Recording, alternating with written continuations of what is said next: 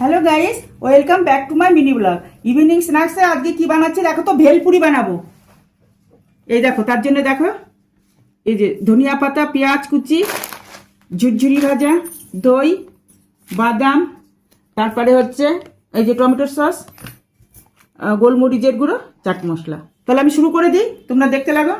প্রথমে মুড়ির মধ্যে বাদামটা দিয়ে দিলাম, তারপরে ভুজিয়াগুলো, গোলমরিচের গুঁড়ো, দই, পেঁয়াজ কুচি, ধনেপাতা কুচি, চাট মশলা, টমেটো কেচাপ দিয়ে দিলাম।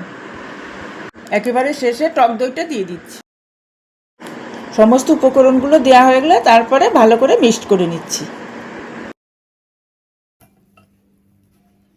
বন্ধুরা এই দেখো,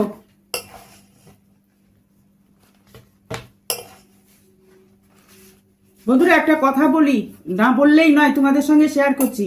এই ভেলপুরি না প্রথম আমি আজ থেকে প্রায় 25 বছর আগেই খেয়েছিলাম। আমার দিদির ওখানে গেছিলাম, বাড়িতে, বড়দির বাড়ি দমদম, গাঙ্গুলিপাড়া, ওটা কি পাইকপাড়া। সেখান থেকে জামাইবাবু আমাদের আবার নিউ মার্কেটে নিয়ে গেছিল আমাকে।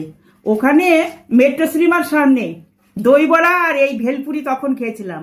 সে জামাইবাবু আজকে নেই আমাদের মধ্যে, কিন্তু ওনার স্মৃতিটা রয়ে গেছে, তাই আমি তোমাদের সঙ্গে শেয়ার করলাম।